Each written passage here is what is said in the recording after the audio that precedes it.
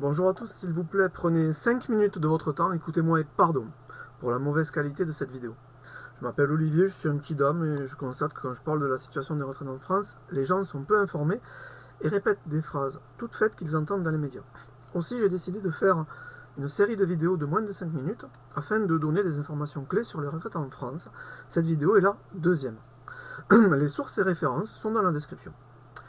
Je vais donner des chiffres simples pour donner des ordres de grandeur vérifiables sur Internet, en particulier sur le site du Conseil d'orientation des retraites, le COR.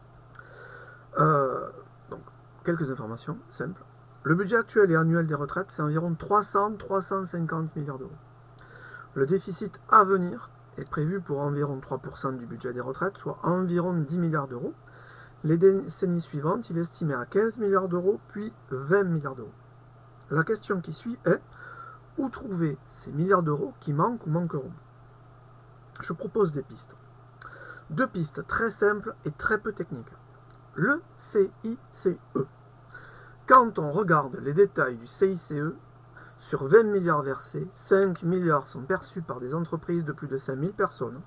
De même, on constate que les grandes entreprises qui bénéficient du CICE sont pour la plupart largement bénéficiaires, cerise sur le gâteau.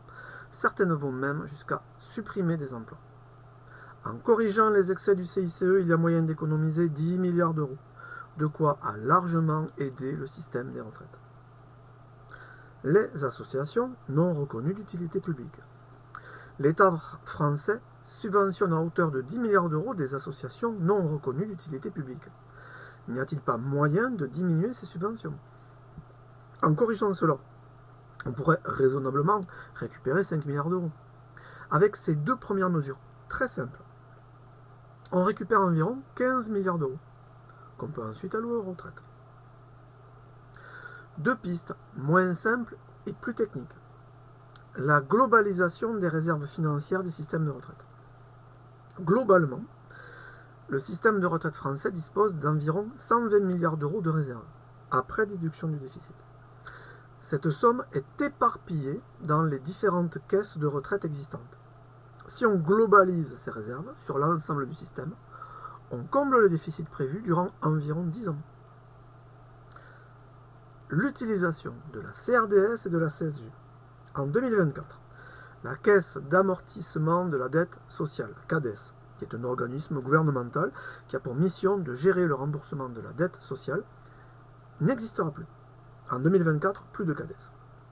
Il se trouve que la CADES puise ses ressources dans l'impôt appelé Contribution pour le remboursement de la dette sociale, CRDS, et dans la Contribution sociale généralisée, CSG.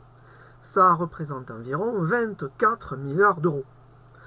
À la disparition de la CADES, 2024, donc dans 2 ans, l'État pourrait utiliser ces 24 milliards d'euros pour combler le déficit du système des retraites.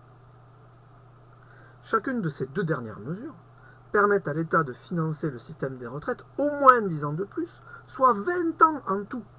Plus besoin de réforme. Il y a bien entendu, comme je le disais dans ma première vidéo sur les retraites, un autre biais, augmenter les cotisations. Et je le redis, sur ce point précis, le gouvernement actuel a exprimé son opposition totale. Preuve que l'actuelle proposition de réforme n'est pas pragmatique, elle est idéologique.